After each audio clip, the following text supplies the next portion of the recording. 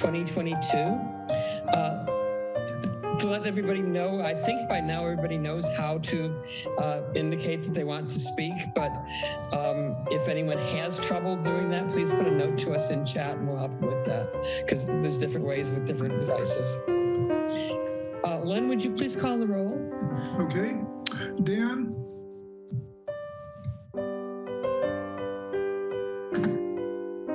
Dan? Yes, I'm here. Dave? Michelle? Here. Greg? Here. Claire? Yes. I'm here and Jill is not here. All 6 present and accounted for. Okay, thank you. We'll move on to the Board of Supervisors report. I believe Lena is here. Yep, thank you. So I don't have a COVID-19 report prepared, but I believe I have shared with the council the report that the Board of Supervisors received yesterday, and I'm happy to include that to anyone else who's curious. The only 2 minor updates I have, one is our health department has given our office to distribute these fentanyl test kits. I think everyone knows that as of recently, fentanyl has become a huge issue, not just in our adult community, but also in our high schools.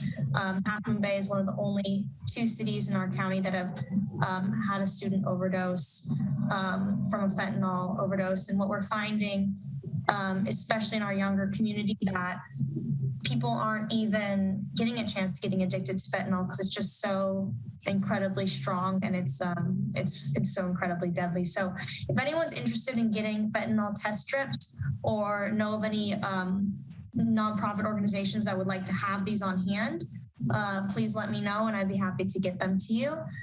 And then I had another update and my brain is absolute mush, so I'm trying to remember what it is. Big Wave and Parallel Trail. Oh, maybe you can do it.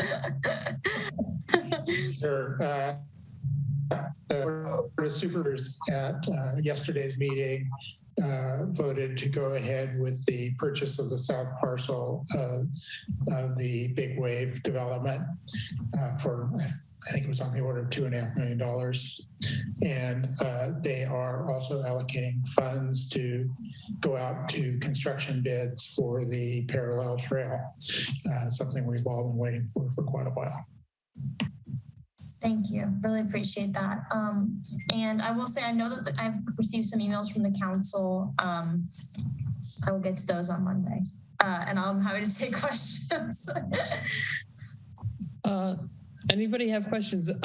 I have a question, but I'll go with the council first and then I'll go last. So Greg. I just wondered, is that purchase of that land related to what Dave's talking about, the construction of a parallel trail? Does that have anything to do with it, enhanced recreational opportunities for the Midcoast? The potential uses listed for the south parcel was a community center. But the trail has nothing to do with it. It's 2 separate topics. Okay. Dave, you are absolutely not allowed to retire from this council. Sid?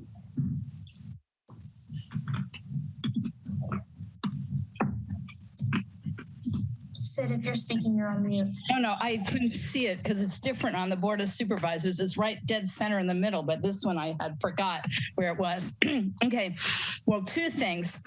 Just so everybody knows, I read through the documents very carefully on that Big Wave purchase, and it's really just a matter of debt forgiveness because, as any of you know that's been following Big Wave for a really long time like I have, they had the planning department, specifically Camille Young, do a lot of legwork for them with the idea that they would pay it back once they broke ground and started building their great big huge 225,000 square foot office park, but that never happened. So they've been owing the county this money for a really long time, 5 years, maybe more.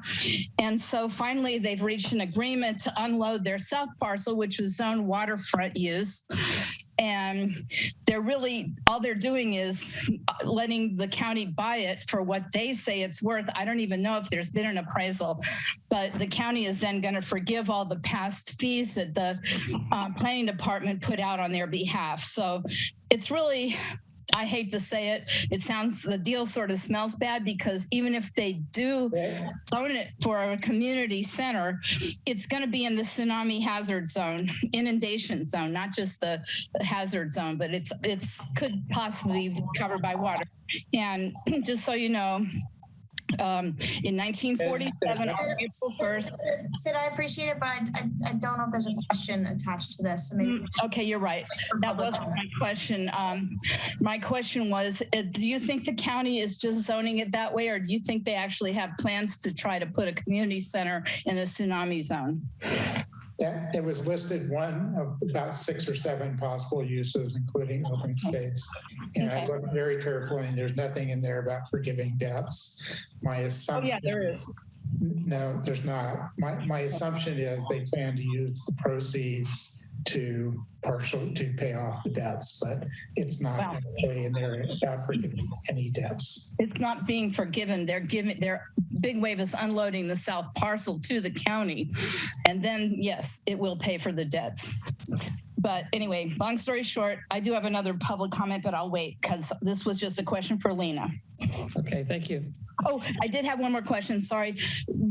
I know nothing about drugs, but what are test kits good for? Do they test to see if the fentanyl's too potent, or is it something that helps revive a person who's ODing, or what is it? Sure, good question. So these are, if people are going to be using illicit drugs, this tells you if fentanyl's in it. Because a lot of the deaths that we see are people who are unexpectedly taking fentanyl. They're not intentionally taking fentanyl. So that's what this does. There is a drug, it's called Narcan, that you can use on some people who are overdosing from fentanyl. It's kind of, to me, a miracle because it really helps. And if someone is overdosing and it's not a fentanyl overdose, it doesn't hurt them to give them Narcan. So something else that we actually are working at the county level is changing our safety protocols so that all school administrators and teachers are trained in administering Narcan or are carrying Narcan. That isn't active yet. That's just something we're working on. But it's something that the superintendent can speak to. And if you want to know more about it, I'd be happy to. No, I heard about it in the Tenderloin. They use that for. So that's enough for right now, I think. We'll get to that as a different topic, maybe. But I do want to. I myself would like to add something to what Lena just said. I believe that you can get Narcan without a prescription, possibly for free at any pharmacy. It's a good thing if you've got any risk factors to have it around. And if you do use it, be aware that it wears off really fast and you may need to use it more than once. Yeah, thanks for that. Thanks for that addition, Claire. And before we go to your question, Claire, I see that question. Michelle, also Michelle has something in the chat. So I just want to say, the MCC has written 2 letters that are on my desk. As of Monday, I'm going to follow up on those. I just have not had time. So the lead testing, I don't have an update today, but it's going to be one of my number 1 priorities. I just can't have more than one. It's going to be one of my top 3 priorities when I get back on Monday. Do you want to talk at all about what you're working on? Sure. I'll try to make it quick. So on Friday, we will be having an interagency convening at the Regional Operations Center, Redwood City, on prohibited firearms. So it's tackling the issues of how our law enforcement handles ghost guns, which are guns that are not serialized and so are therefore untraceable. How we're dealing with compliance with restraining orders. So as of right now, there are 98 people in San Mateo County that, for either because of committing another crime or having a restraining order, have lost the right to own their firearms, but are known to own firearms and still own those firearms. And then also discussing a specific program from the state. It's called the Armed and Prohibited Persons System, which overlays data about people who should no longer have firearms. And then also some new really exciting restraining orders that exist, like the gun violence restraining order and a workplace restraining order, which you can implement when we're concerned about someone who might perpetrate gun violence against others or themselves. So it's a convening of mostly law enforcement as well as some other relevant members of our community, so nonprofits and private sector. And we're having the state attorney general come and speak, as well as the Congresswoman Spear and some other assembly people. And we're really hoping to come away with some action items where we can ultimately be more effective with the tools that are at hand at preventing gun violence. So that's why I look terrible and frazzled, because I am. And that's why I don't have answers for things, because I don't. But I will Monday, and I'll be back to high quality, Lena, I promise. Okay. Thank you very much. Good luck with the meeting. There is no representative from Half Moon Bay tonight. Is there any other government agency that wants to make a report? Okay, hearing none. We'll move to public comment. And Sid, you had a comment you wanted to make. 3 minutes or less.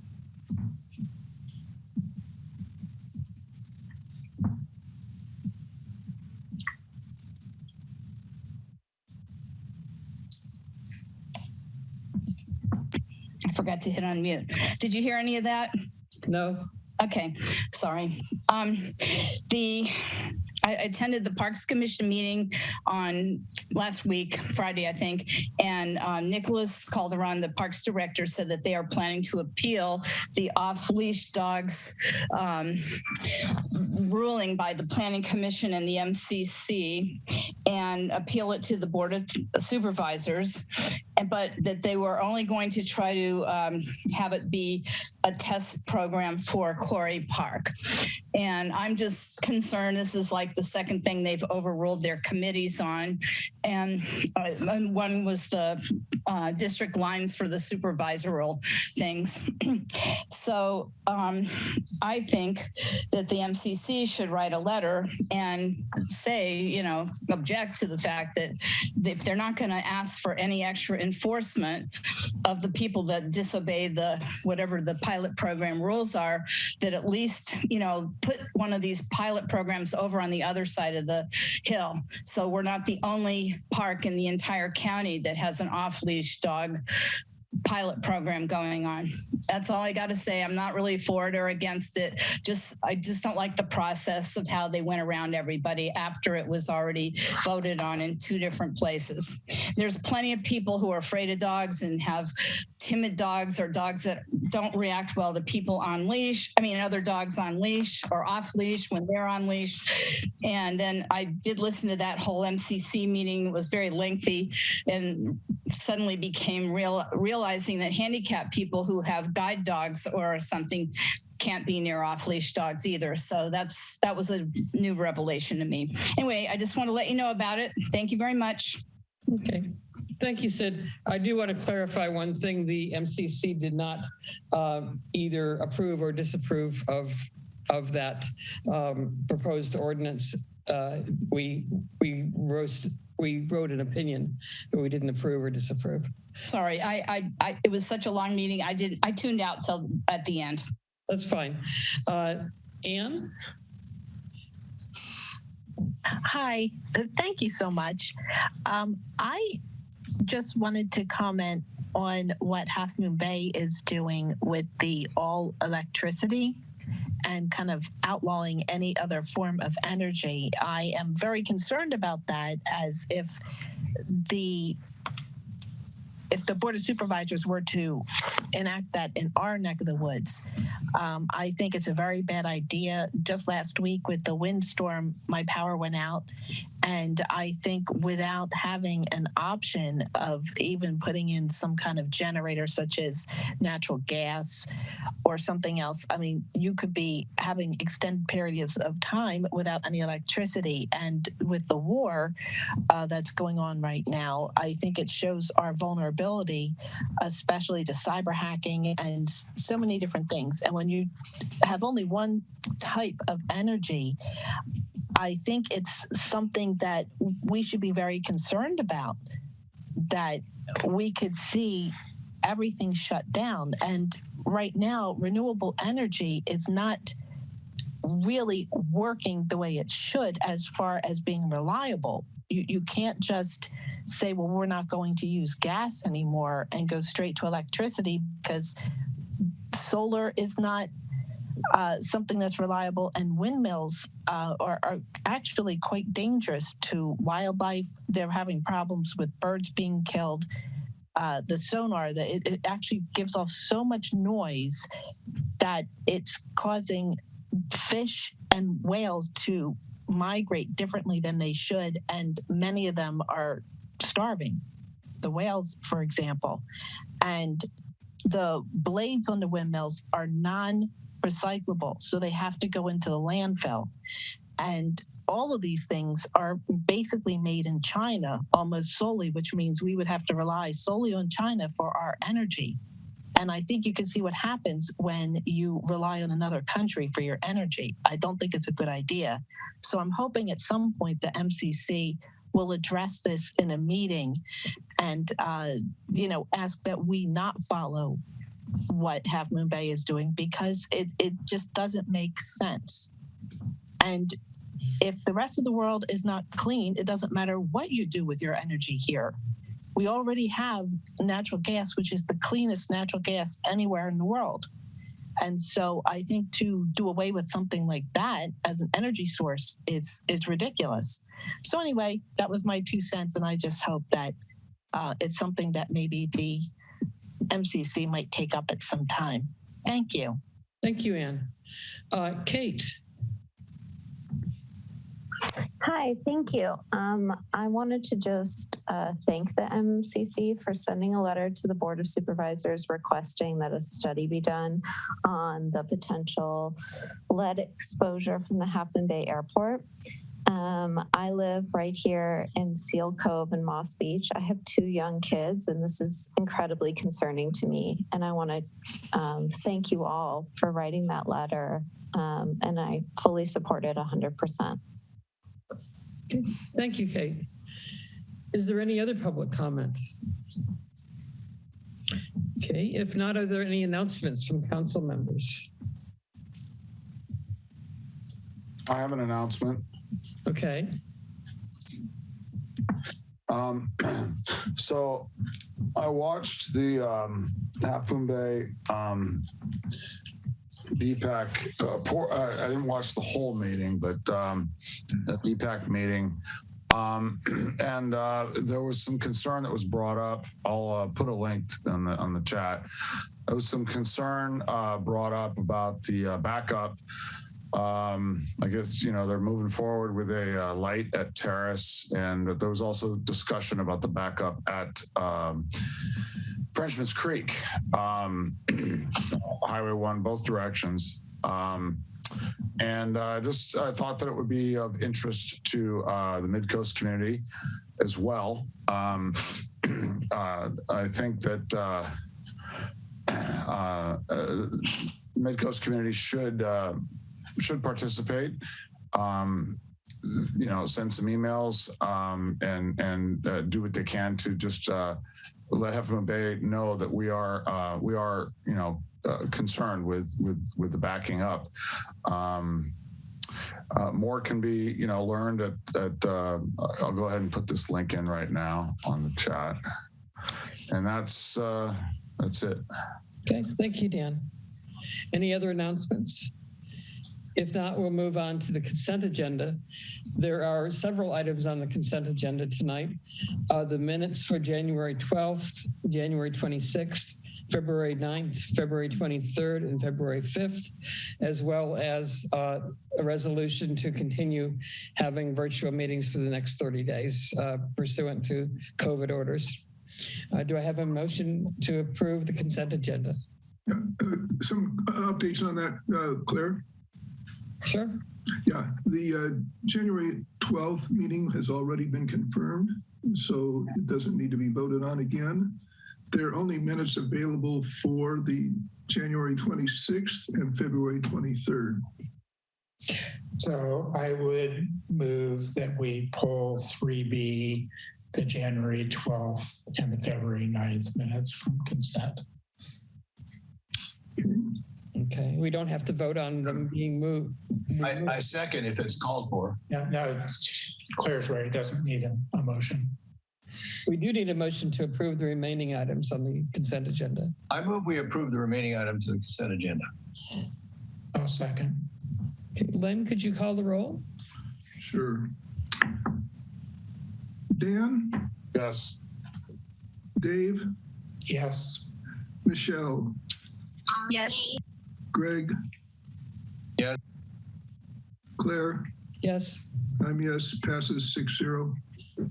Okay. Okay, so now we can move into the regular agenda. And the first item on the agenda concerns final comments or a final letter regarding Connect the Coast Side and other comments related to that. And I'll turn it over to Len. Thank you, Claire. Let's see. I'm a co-host, so I'm going to put up a document on the letter. Here.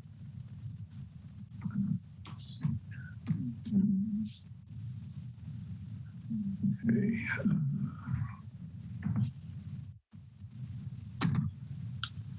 Okay, so I'm going to share my screen. Okay.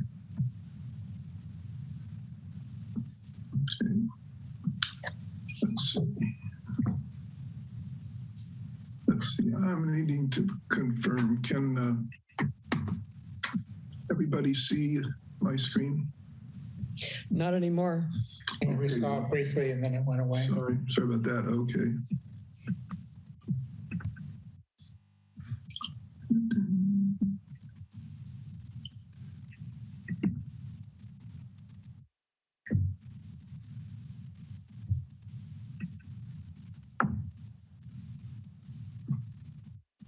Okay.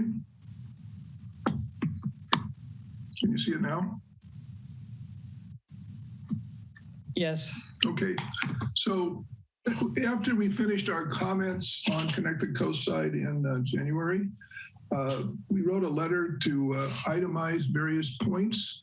The planners got back to us and said that they would appreciate having a letter that was explicit about the action relative to approving this. And that involves going a little bit into how that process will occur. So I wrote a letter that has 3 paragraphs in it. And this is the first paragraph right here. In it just says, on the 26th letter, we submitted our comments on the final draft.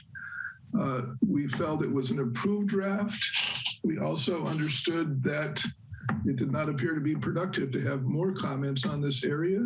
So we basically, this says we would like to recommend that having received the draft, we want to send to the Planning Commission the request that they send to the Board of Supervisors a request that the board adopt the Connect the Coast Side.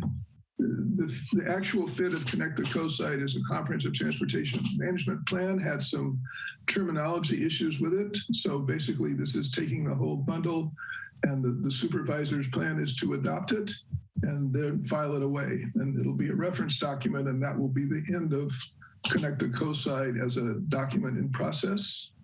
That's what the first paragraph said. The second paragraph, oops, where did the second one go? Oh dear. The second paragraph basically says that if on review, the planners find that something that is embedded in Connect the Coast Side is going to require an amendment to the LCP, that would be proposed as an amendment to the LCP sent to the Coastal Commission. And at that point, what we did, we said we would like to comment on that if any amendments are put forward. And then finally, the question is, with this, we've wrapped up a planning process that has gone on for close to 9 years. And that's really the end of a process of comments. Now, we've noted that various things have gone forward as actual projects, but there's nothing that sort of frames where do we go from here. I expressed to the planners it would be great if they could run a process that once a year or so, they would get together things that were priority items and bring those forward for review and discussion with the community. They felt that was really outside their purview, but they did think it was important to have some type of a process. So basically, with this finished, we need to basically, talking to the board with our supervisor, establish a process that would provide for at least an annual review of what the priority projects are and comment on them. And to give a feel for that, I provided a list here in this slide of projects that are recognizable to us in various forms, broken down into projects involving SR1, which is a Caltrans related project, Trails, which has its responsibility varying, and in the new setup for the county, some of those could go to the active transportation or to the one shoreline if they relate to trails near the coast. Also, the interior roads are referenced in that, and those are issues probably best taken up with DPW as we did last time. So what I provided here is just a sense of what we think the initial projects are, and after the supervisors adopt Connect the Coast side, to go back to them and pull together a meeting to do a review of what the priority projects are. It's not more specific than this. We would really get to go to our supervisor, Don, this year to help facilitate that, as well as continue to talk to individual departments. So, and with this, the request is that we adopt the letter, which basically says we would like to see the supervisors adopt Connect the Coast side. And the action is referenced as something sent to the Planning Commission with the intent that we would like to see that adopted. Are there any questions about this? Claire. You're mute, Claire. In paragraph 2, I'm just unclear. I'm asking for my information. You said that amendments may result that will go to the Planning Commission, to the community, to the Coastal Commission, and then you said they will result. So I'm not sure which it is. What I meant is, if they determine that there is something that requires an amendment to the LCP, then that will be submitted to the Coastal Commission. Okay, I think the wording was that there will be amendments submitted. Is that, no, that's not necessarily true. It just says review, if the planning staff determines after reviewing the Connect the Coast side that there's a need for an amendment, and that's a little bit situational sometimes, then they would take action, but they could not identify anything in advance on this point. A quick check-in with the Coastal Commission, they're not following it that closely, so they don't have any expectations at this point themselves. Okay, I did just the wording of your letter. I'm just questioning whether it should be will or may. Well, it's intended to say if a review results, so what it should say is if the planning staff, a review by the planning staff results in proposed amendments. So I think we just take out the will and say if their review results in proposed amendments, then they will be submitted to the Coastal Commission and we would like to review them. So I would basically— You have to add the word if. What? You have to add the word if, right after the comma, if a review by the planning staff results in. So can I point out we've got amendments being offered before we even have a motion on the table? Good point. Do we have a motion to approve the letter that Len just introduced to us? So moved. Is that Greg? Yes. Yes. Is there a second?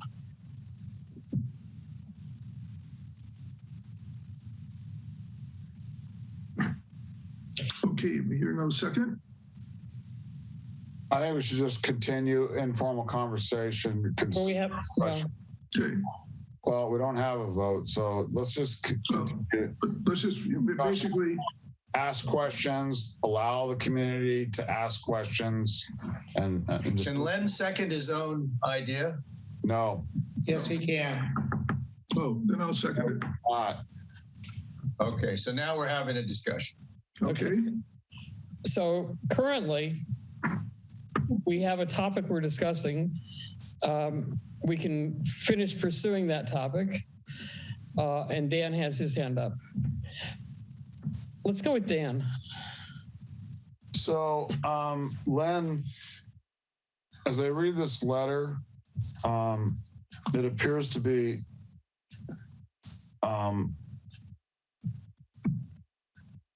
just pretty much, putting in writing that our council approves the plan. There's been discussion for many years with a lot of community comment with concerns on the plan. The plan's changed over the years. The community has had a pretty difficult time following it. And this letter, as I read it, essentially says that the community approves this plan. Go ahead, move forward, no questions. So, I don't know how you can write a letter like this and say that it represents the community. I think in the meeting we held in January, several people expressed the view that there were many concerns and issues about it, but they did not feel that it was productive to continue with any further discussion. So that was, I would say, a prevailing comment made. The issue here, let me just finish. So all of this does is to say we would like to see the Board of Supervisors adopt it, giving us support for that. And it doesn't say anything more than that. So the process will take this letter and they will say, hey, Midcoast has approved this plan without any concerns. So I think that the concerns that you just mentioned, in general, there needs to be some addressing of this in this letter. This is going to have a major impact to our community over the many years in the future. And I can't approve it how it's written. It's just not addressing at all concerns. It's basically a document that says, hey, go do what you want. Okay, I'd like to before you respond, Len. We have gone beyond the just simple asking questions part, and we should open it for public comment and then come back for council discussion. You're kind of stifling my discussion. No, I'm not stifling. Yeah, so I put an issue on the table. I'm postponing it. We'll come back. And the deadline versus discussion. We'll come back for discussion. Yeah, we're not ignoring it. This is clarifying questions from the board first in public discussion and comment, right? Do you have a clarifying question, Dave, or is this? So how does this letter represent the community, Len? We'll come back to that, Dan. Right now we're in public comment. Whoa. I have a clarifying question. All right. My clarifying question is, could you restate who asked for this letter and why they need it again? Can you repeat that part of what you said? This is a request from the planners who were the authors of the document, that they would like to see a letter of support for having the supervisors adopted, which is their intended action. There's no suggestion that if we don't comment at all, or even we comment negatively, that it would change that plan of action. But that's their request. From my perspective, what it does is put an end to the process itself, and then we move on to take each project as it comes. Okay. Let's move to public comment. Sid, you have your hand up. 3 minutes, please. Thanks. I probably can get it all out in 3 minutes. I kind of agree with Dan. I really don't know why we want to go and send a rosy green light letter to the county. They do have the right to do everything they want, and they probably will without our consent. But at the same token, there have been so many issues discussed over the years. I totally agree with Dan that, you know, they haven't addressed anything to do with the evacuation routes. There's no real, concise plan about how this is going to improve traffic or anything. All they want to do is be able to start cramming more houses in. So I hate to say it, but I still would like to have a few more issues listed out that are of public concern. And there's certainly, that was a really long meeting when you guys first met, and I don't see any of that listed here. Thank you. Thank you, Sid. Any other public comment? Seeing none, we'll return to the council for debate on the motion that's on the floor to approve the letter. And I'll just go one at a time. We'll start with Dave because he has his hand up. Thank you. I will say that I do not support this letter. The first paragraph is directly contrary to my desires. I would not like to see the board of supervisors opt-in ads. So I will be voting no on this. Okay. I also think that this actually doesn't provide anything. Sure, the planners would like to see what they worked on for many, many years adopted, but I don't think we need to support it just because they'd like that. I do recognize their work. I just don't agree with the results. Okay. Greg? I was taking a look at the letter that we wrote on January 26th. And to Dan's point, this is where we have a lot of our public comment and reservations about it. And that to me seems to be the sense of the community. So I guess I can see a concern that people seem to think that this will whitewash the prior letter of concerns. So I guess, Oh, well, you know, I'm a little unclear on why. I'd like to respond to this, Claire. Sure. Yeah. All of the letter said is it acknowledges the comments we sent in January. They're on the record. I was not interested in seeing us spend more time looking at and arguing any of the points with it. So our options are 3 at this point. One is don't send a letter. Then our January letter stands as is. 2 is say we would like to see the supervisors adopt it, recognizing that it is what it is and not more. Or 2, we would like to see the supervisors not adopt it. I don't think that will come before them, but we can take any one of those 3 actions at this point. And I think that's the only thing that's productive for us to do. There's not another comment cycle in the offering here, I don't think.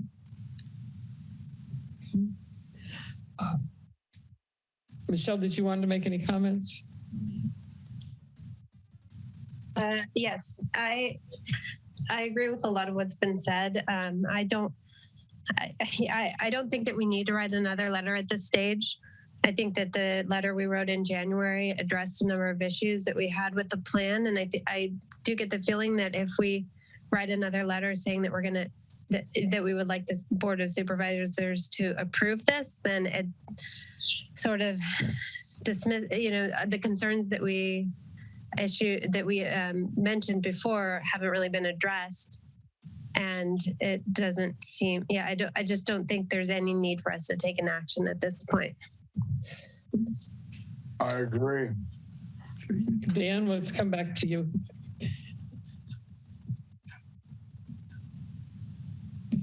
Did you have something you wanted to add to what you said before, Dan?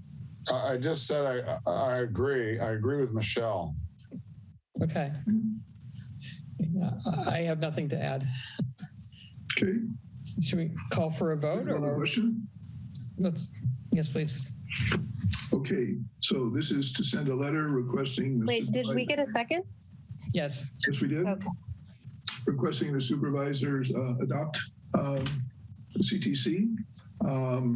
So it's a yes or no vote.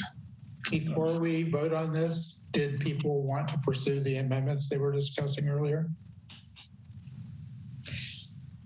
I do think it was unclear.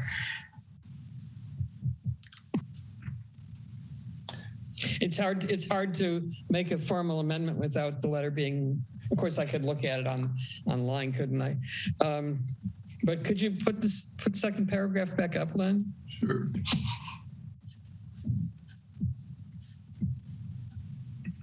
I mean, at least fix the typo where the word "it" should be.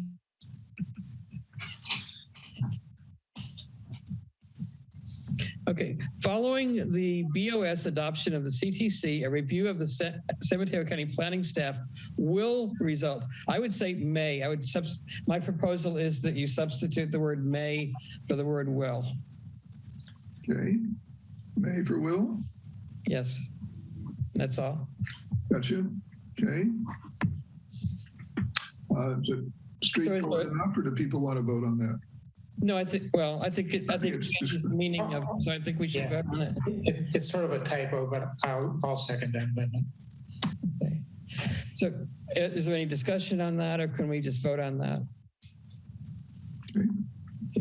We'll take a vote then. Yes, please. Dan? And this is the amendment. This is the amendment to substitute may for will. Yeah, I'm going to vote no on the final letter, but I'll vote yes. Yes on this. Okay, Dave? Better. Dave? Yes. Michelle? Yes. Greg? Yes to the amendment? Lynn? Yes. Claire? Yes. Passes 6-0. And now if you can call the roll for the letter itself, please. Okay.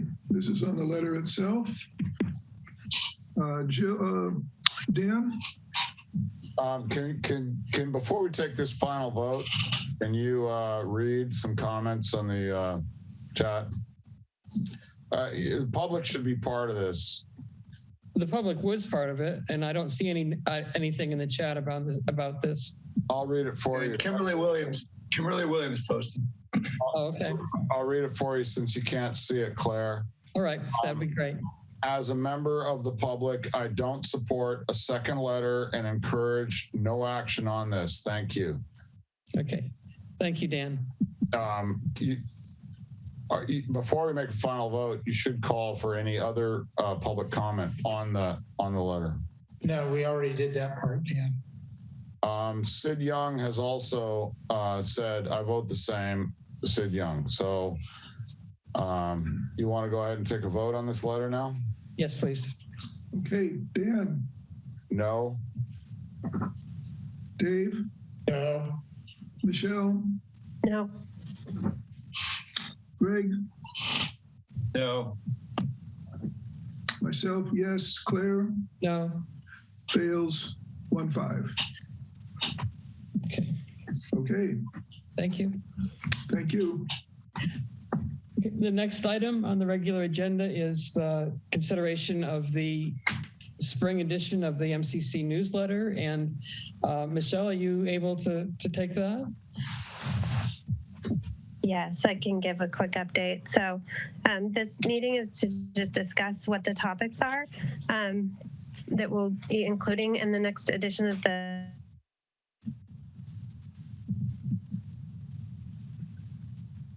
we need some volunteers to help out. Jill has said that she no longer wants to be editor, and I'm willing to.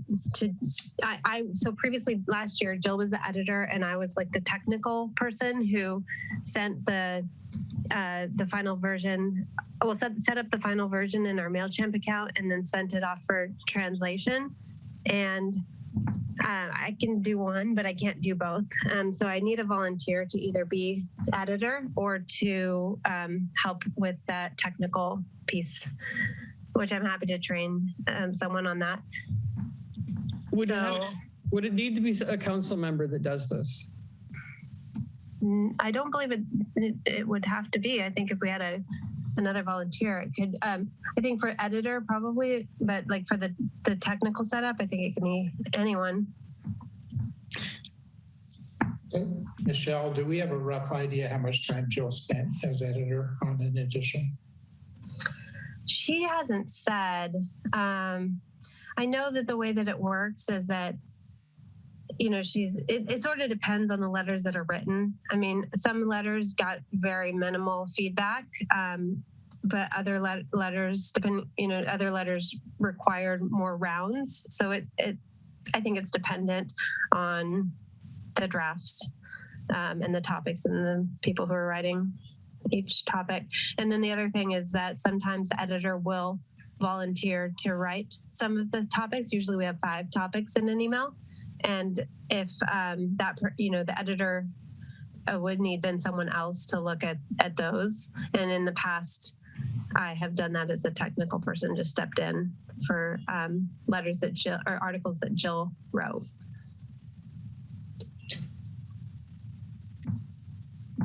Well, since I don't see people rushing forward, if we do not get somebody from the community who would love to be an editor and is knowledgeable about what we've been doing, I'll step up as an editor for one issue at least.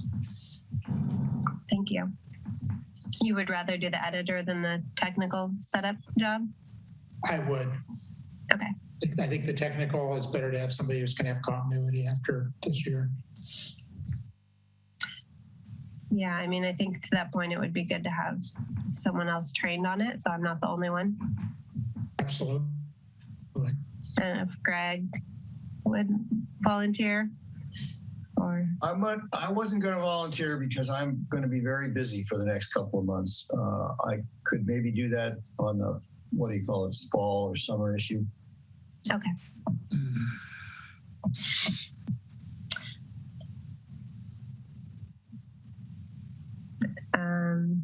Anyone else want to volunteer or for either position?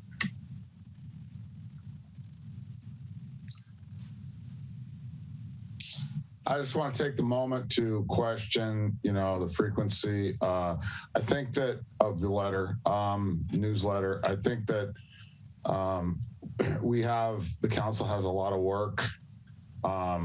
And I wouldn't want anybody on the council to get burnt out with, extra tedious work, which, as everybody knows, I haven't really supported this newsletter from the beginning. Yeah, I mean, I think it's important for all of us to stay connected with the community. And this is a really important way of doing that. We've gotten some positive feedback from the newsletter. We also had a suggestion from Lisa to put past issues of the newsletter up on the website, which we haven't been doing, just so we have more of a historical record. We discussed that at the retreat, and she said she would do it if you sent it to her. Yes. So yeah, we can. We can go ahead and do that. Yep. Yeah, I think we have almost 500 people signed up for the newsletter who are kind of relying on this and expecting it. So I'm willing to do the technical piece this time and hopefully train Greg next time if Dave is willing to step up as editor. Okay, so that's Michelle is technical and Dave is editor? For summer, yeah. Yep.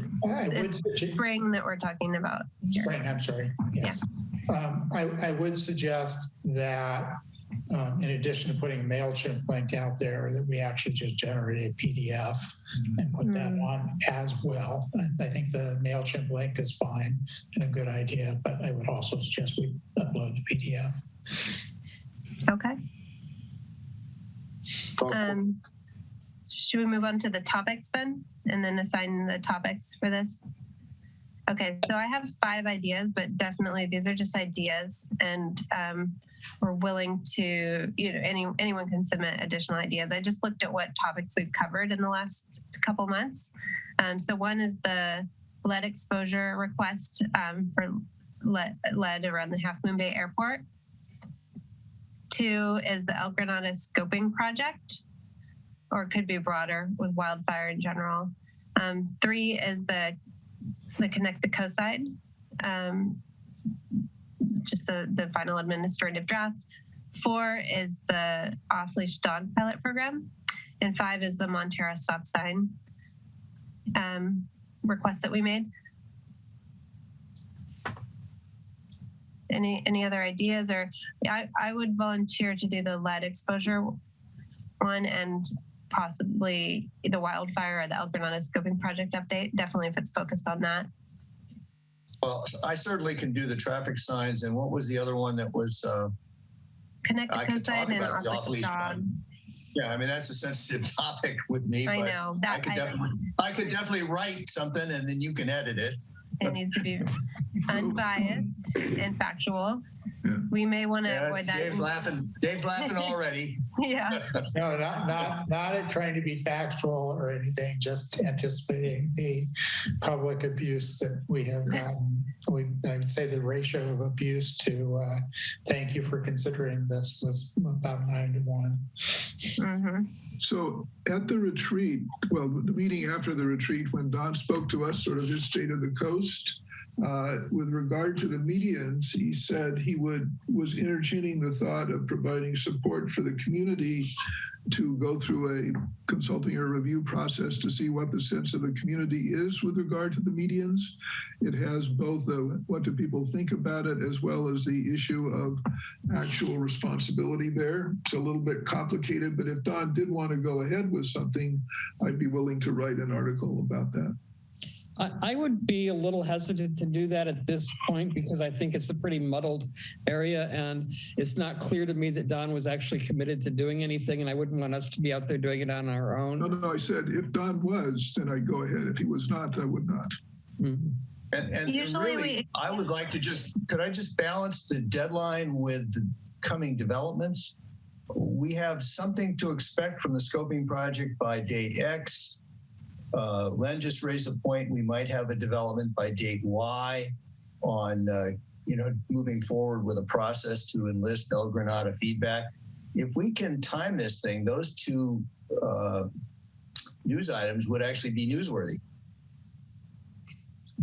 Well, generally we want to include things in the newsletter that we've discussed in meetings already. So that would be my reluctance to include those items, or the item, especially the one that Len is suggesting, because by the time we've had that at a future meeting, it may be, too late for the newsletter. So we haven't. What's your deadline? We sent the last newsletter in December 9th. So to keep our quarterly cadence, we're already basically behind because that was 3 months ago. Okay. I would like to have this done ideally if people could write letters in the next 2 weeks and then go through the editing process. The translation process takes a week. And so if everything moves smoothly, that's about 3 weeks from now. With regard to the so this is old news newsletter. Yeah. Basically, and then the next edition, we can cover this important other stuff. Michelle? Use that too. A question for Michelle. Mm-hmm. So in today's meeting later on, you will be talking, among other things, about the modeling work that the scoping project is doing. Yep. So that seems like that would be a worthwhile thing to write about. Obviously, you can't write about conclusions or anything like that, but that could be informative. Yeah, that's what I was thinking. I mean, the scoping project would be an update since the last newsletter. So I would cover the listening session, the modeling session that we had, and it probably it wouldn't have time we wouldn't be at the point where we have the next meeting yet, but it would have like all the updates in the last 3 months essentially. Yeah. And later on in this session, I will talk about what was discussed about modeling in the Fire Safe Council meeting. So both of those will have come forward at least to be discussed a bit. And I was going to say, I don't think there's any problem writing I was going to say, I don't think there's any problem writing a newsletter article that hasn't been covered in depth at an MCC meeting, as long as we believe it is an issue of concern to a significant part of the Midcoast community. So if somebody really wants to do that, I think on the council, I think that's fine. Wait a minute, though. That was Michelle's basis for not bringing it up. I said Don had mentioned it, and if he was positive, then that could form the basis for a discussion, even if he hadn't come to talk more to the council. So that seems the opposite of what Michelle is stating. That's what I'm saying. I'm saying I'm disagreeing with Michelle. Disagree with Michelle. Okay, I got it. That it's okay to do that. I mean, it has to be a factual, and I think it has to be something of significant interest to the community. But I guess going back to Claire and Michelle, I think you both expressed concerns. All I said is, if following up on what Don said, he said he had a real interest, and I think it would be an interesting article to write. It would depend on what he had a real interest in. If he has a real interest in us doing some sort of survey, I think we need to make sure that we're actually willing to do that. He would come with money for us to do it, and then we'd have to decide if we wanted to do it. So to make that concern clear, it's not going to go all the way through to a decision. But are you saying that would we have the survey ready by the time we send out this newsletter, or we're just telling people that there's going to be a survey in the future? The news is whether to conduct such a survey, and to do that, among other things, Don would provide some support for that. Not what the conclusion would be, just to help it go ahead, just as he provided money to cut down eucalyptus before. But I don't want to imply that he's going to provide money and that the MCC is going to do this survey, because the MCC is definitely not committed to doing that. Well, among that, it'd be interesting to see if Don was willing to provide money, but the MCC didn't want to be involved in it. But if Don provided money for somebody to do it, that would be a good story. So you wouldn't want to see the MCC take responsibility. Last time we had a county do some consulting and provided it and ran it, then we weren't happy. So it's a big job. We haven't never discussed it and never committed to it. It's not ready to be written about as MCC might do this. No, we're just talking about where that initial comment would go. That could form an article in itself. Lena, you've got a comment? Yeah, sorry, I don't want to derail. I just, I mean, if there is someone else you can think of that would be a good fit to facilitate the survey that we're talking about, that definitely is something we could talk about. That's not something that's off the table. It's just I haven't been able to, and the supervisor hasn't been able to find a group that would be a good fit. So not off the table to have someone else besides the MCC. I just don't know who that would be. Well, I think we could announce that there is going to be a survey, or we're considering a survey, because it raises the issue of what's at stake. And Don's considering a survey. Yeah, okay, Don's considering a survey. Okay, and because, right, and then describe the issue. I would say one thing thinking ahead. If the MCC gets good at doing surveys, that could be an important tool for the group. And, we have some budget. Okay. I mean, I used to be a market researcher. I know how to do surveys, but last time, the last time we did this and we were involved, there was a lot of reluctance, a lot of questioning the way that the survey was written. And it's like a can of worms I'm not really that interested in opening up again. But I feel like we're getting a little off topic of the newsletter.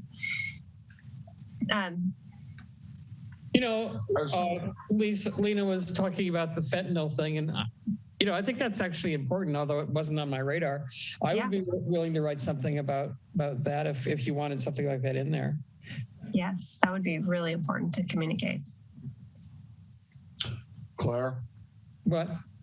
On the survey, my comment is whatever potential survey is made, it needs to be transparent and completely across the whole community with a large amount of involvement, and it just needs to be a fair. We just need to be certain that it's a fair, broad survey. That's my comment on the survey. Couldn't agree more. Dave? I mean, I don't know. Michelle, you're running this right now. Well, I appreciate you moderating it. Yeah, if Dave does, I can't see it. Does Dave have his hand raised? Dave is I do, and I'll be very brief. I'll just point out that getting surveys that are self-selected respondents is always difficult, and that getting not only non-biased questions, but ones that are perceived as non-biased is very difficult, as the city of Half Moon Bay discovered with a survey that they had done professionally. So I think, an article on surveying the coast and the kinds of things that might be included would be interesting. Having the MCC actually do the survey would be a different thing altogether. So I wouldn't want to see the article suggest that. Seems like something we should have at a future meeting, the topic that we need to discuss. I feel like we're getting a little into Brown Act territory discussing the survey right now in this depth. So do you have enough topics? So, okay, lead exposure study, I'll volunteer to write that. The El Granada scoping project or wildfire more generally. If it's focused on the El Granada scoping project, I can volunteer since I'm not representative. I think Glenn did the modeling thing. Well, I asked Michelle about the modeling. She's privy to discussions they've had. I'm not. Yeah, I would include about the modeling and the broader topic of the scoping project. Yeah, what I would bring you is what I learned from the Fire Safe Council as well, but that's just to point that information at you. Did you want to write an article on the fire safe? Danny Turway's here, who also attended both meetings. So if he were willing to volunteer, he'd be a useful resource. I think this really needs to be council written. That's the. Yeah, I think that was Tim Fox's guidance. Non-members can be editors. Okay, so I'll do the scoping project. Len, did you want to write an article about the Fire Safe Council updates, or? Well, I would talk specifically about the modeling. So let's have a conversation, and if we find it, it's really a single article, I think. If you wanted to talk about what's being considered there. Okay, that seems a little more in depth than I'm wanting to put into this, but okay, Montero stop signs, Greg, the fentanyl issue, Claire, and then we can either stop there, or if someone wants to do dog, you had dog. Or connected coastside, or the other people. We got to say something about it. Did somebody take dogs? So Greg said he'd take it, and Dave would edit it. Dave is going to leash me in.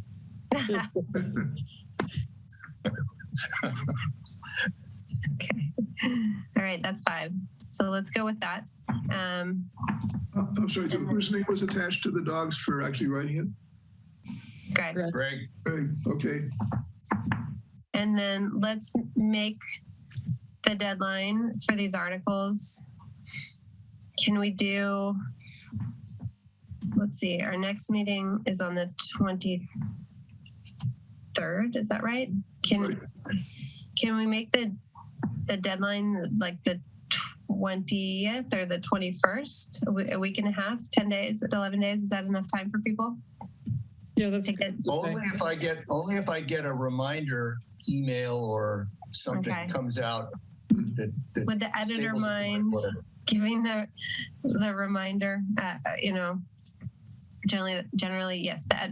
I mean, I can help with that, Dave, but I can list out these topics. I have no problem sending email reminders. Okay, great. I would appreciate somebody sending me the list of authors and titles right after the meeting. Yeah, just to be sure. Okay. So, Greg, you volunteered for 2 then, off leash and stop signs? Yes. Okay. Yeah, I'll get it to you, Dave. Okay. Michelle, do you want to clarify? I think you want pictures to go with these things. And yes. What about links? One picture for each would be great if you can find something. Sometimes Jill would find pictures if they weren't submitted, but ideally 1 picture for each.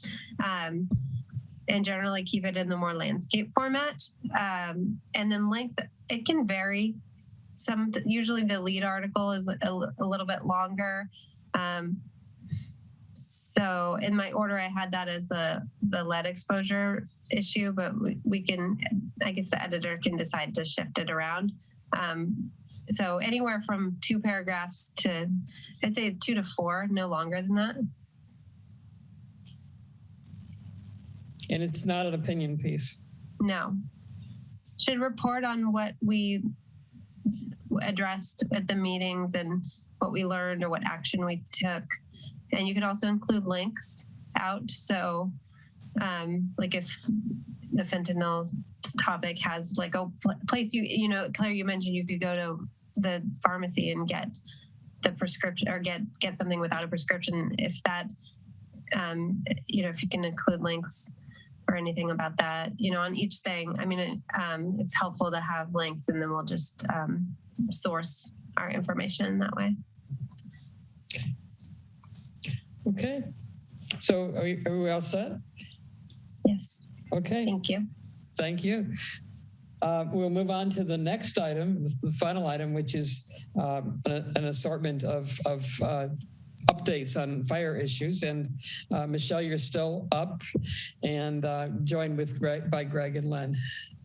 And Sid, did you do something? A real quick question about the fentanyl test or drugs or Narcan. Do the local, what do you call them?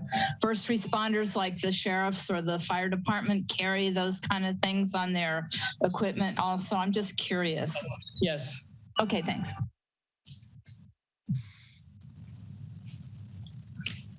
Okay. Michelle? You want to start the next slide? Yes, yeah, I can start. Okay, so this next topic is about wildfire, and it's a broader topic about three updates on wildfire.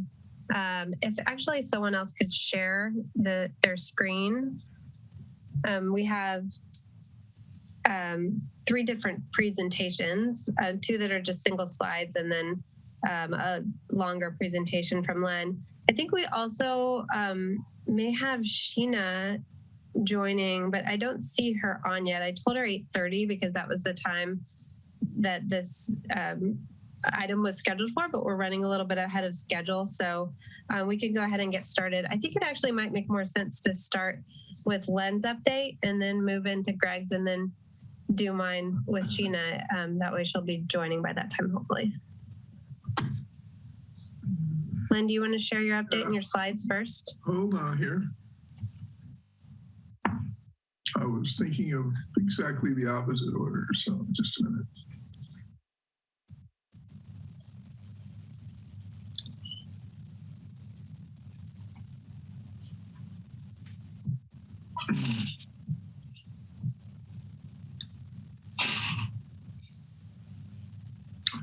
Okay, I'll share this.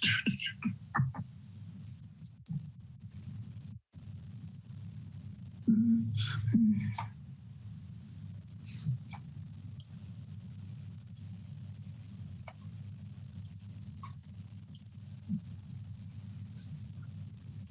No, let's see.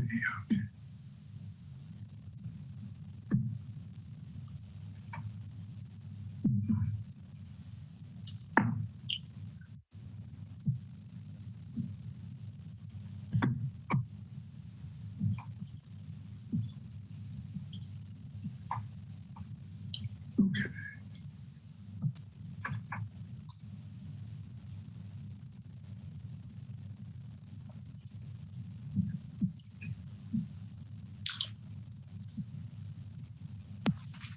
Okay, can everyone see my screen?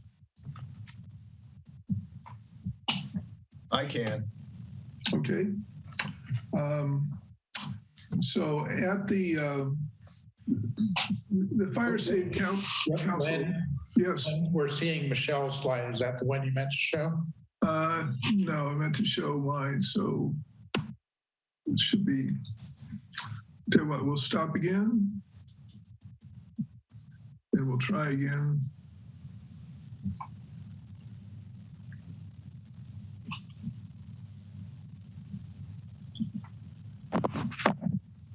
Dave? There you go. Okay, so it says wildfire March 2022. First, just a recap. The Fire Safe Council meets once a month. They typically have a featured speaker, and this time they were asking for the representatives of the different zones to speak there. That actually got cut short because of a time management issue. So basically, here for this first one, that's what Michelle is going to be speaking about. At the Fire Safe Council, we had a presentation by a man named Dave Sapsis. He's a lead scientist for CAL FIRE, working on really their assessment program. How do they assess the probability of fire events? And it's going through a major change given the amount of activity that has occurred. So he provided a really informative, detailed presentation that I would not hope to present here, but FireSafe is beginning to put those up on YouTube. And I think by the time we have our findings coming out from the scoping project, there are a number of presentations that have been given there that are informative to the public. So we got confirmation of that happening there. And because I see that's that need for that education to take in the information. As another note, we have had recently a fire marshal assigned to us really just dedicated to the Midcoast. His name is Tyler Sturm, was formerly a firefighter out of Montara, Moss Beach. And so he's beginning to work on it.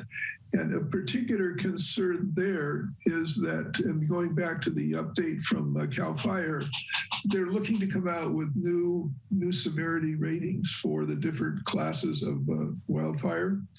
And when that comes up, that will mean in our area, probably more homes that come under inspection requirements when you have things like a sale of goods or sale of the house or periodic inspections. And so having additional people on helps that, makes us more fire safe. They also, in talking about the problems with eucalyptus along State 1 north of the tunnel, have highlighted that there's been some roadblocks from Pacifica, not necessarily the government, but they have not trimmed the eucalyptus down along State 1 going into Pacifica as they have in other areas. So we're trying to find that out. And Pacifica is also part of the board, so looking for a member there. I think here, what we have, and I think Michelle probably speak to it, in looking at the modeling, and acknowledging there are two very different types of wind patterns to address in the modeling. I'll leave that to her to talk more. But the thing I want to emphasize to us is there are 5 zones in San Mateo County, 5 zones for the wildfire. They're shown here. And this next map on the right, and this is hard to see, but basically if you look at all of San Mateo County and then look at presence of eucalyptus, you'll see our area is in that blue rectangle on the right. And it shows that really a predominant amount of eucalyptus vegetation is here in our area. And as we know from the talk that Rich Sampson gave back in 2020, it really creates additional problems for us that are really not experienced in other parts of the county. And that's shown a little bit more detail there on the left. And consequently, we have our familiar sort of focus on the eucalyptus here. Now, I think the point is that our density of eucalyptus vegetation right there, the forest, is really not repeated elsewhere in the county. So we have, and they're also trying to see how well they can characterize it. So what it presents for us is a situation where we have the danger we recognize. The scoping project has to date primarily emphasized the things they can do with fuel reduction and fuel breaks. And so we'll hear more about that. Been going on for some time. We've also had several areas. In fact, there's 4 within the county you can identify where up to 6-figure, 7-figure numbers have been done to take out eucalyptus. There's what was done here in El Granada. Fire Safe, working with Caltrans, spent $200,000 in Montara, and also the MROSD had an area where they had a number of eucalyptus near one of their facilities on a road. So they took those out for 200,000. And then Caltrans has been very active on 92 and 35. So the bottom line is a lot of work has been done on methods for reducing the fuel load, creating the brakes. And the question I see that's there is for us to think about is, are we also interested in the work going on to look at actually large-scale systematic removal of the eucalyptus? And I think that's not something that will, Rich Sampson highlighted both the impact and the cost of it when he spoke here, but it's something that sits really in front of us to consider. And we're really the only area that has that type of problem. So it's not something that's front and center now. It is to a certain extent on the medians for reasons we're aware of because they've already been taken out to a certain extent, but they remain an action question for us to pick up. And at this point, I'll turn it back to Michelle because this bridges to the point where really for activity in our area, we're waiting for the final report to come out from the scoping project. So take it away, Michelle. Okay, can you present my slide? Now I'll go back to yours. Let's see here. Okay. Okay, hold on, I'll go find that. Just a minute here. Okay, so stop and share it now.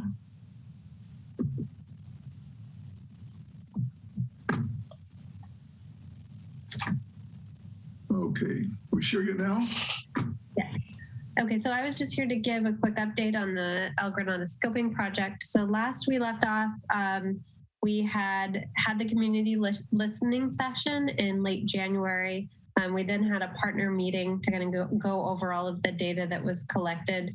And then we had a follow-up meeting this last week, just actually 2 days ago, with myself, Sheena, Hannah, and then Danny, who's an El Granada resident, together with Panorama and a Vibrant Planet, who's actually the subcontractor, I guess, working on the modeling. So we learned a little bit more and answered some of the questions that I think the community raised and members of the MCC raised about the modeling part of the project. So one question that really came up was this 97th percentile and what that means and whether that is adequate in modeling what the fire behavior that we're really concerned about, which is a lot of times, the Diablo wind scenario. And so the 97th percentile, what that means is it's not taking just the point of 97th percentile weather. So it's looking at all the weather, including, wind data, fuel moisture, and different weather considerations, and taking everything from 97, 98, 99th percentile. So pretty much every data point that's 97th percentile or higher, and that's included in the model. So it's not just looking at the 97th percentile. Some people suggested doing like a 98th percentile or 99th percentile model. The problem with that is that it doesn't have enough data points. So generally in terms of modeling, and actually this presentation is available on our website, and there's a link that you can click there and anyone can go to this and see, and probably, something to look at in further detail later, but it goes into detail on what this Auto 97th landscape fire behavior model looks at. So I'm not going to go through this right now, but anyone has access to this and can look at it and understand this better. But I think our concerns were alleviated. This is known, and it says in this that 97th percentile is the worst case scenario for fire behavior. If you could go back to the slide. Stop sharing. So the other thing that is inputted into the model is weather data, and weather data needs to come, primarily this program called IFTDIS that is being used to do the modeling takes into account what's called RAWS weather stations. And so there are a number of RAWS weather stations, there are hundreds around the country. But they looked at the 4 ROS stations that were closest to us. And the closest one is this one called Spring Valley. And we're like, I've never heard of Spring Valley. Where is that? But it's actually it's 4 miles northeast of El Granada, up kind of on the peak, one of the mountain peaks. And it's, they looked at some of the others. It's known as like the Half Moon Bay Station. Although it's not, definitely, it's not right in El Granada, but it's the closest. And the reason that they need to use that is because it has these really detailed historical data that is needed to do this this modeling. So that is going to be the model, one of the models that they run. And I was a little bit mistaken in how I put this in the slide, and Sheena corrected me, and hopefully she'll be on here soon to explain in more detail. But there will be 2 scenarios modeled. So there will be one using this ROS data, and then another that uses this Diablo wind scenario. So looking at the winds that only occur when the wind comes out of the east, and modeling that scenario as well.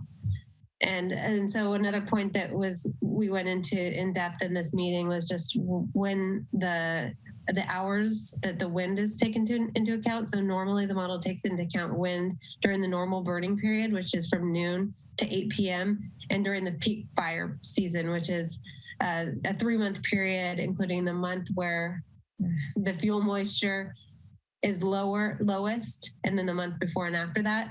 And so, we got assurance that they will, the second scenario that will be modeled will be one that includes wind, regardless of whether it falls within this time period or not, but when it is that kind of Diablo wind scenario. So at the next steps in terms of this is that the next meeting, which is going to take place on March 22nd, the team will review the fire risk assessment and the draft suite of actions that Panorama and Vibrant Planet are putting together. I'm happy to take questions, although it may make more sense to wait until Sheena's here. I know we also, I think, have Danny. I'm not sure if he's still on, but he was at that meeting. Good evening. Hey, how's it going? And he can probably add some things I may have missed or give his no, my spin on it, thanks.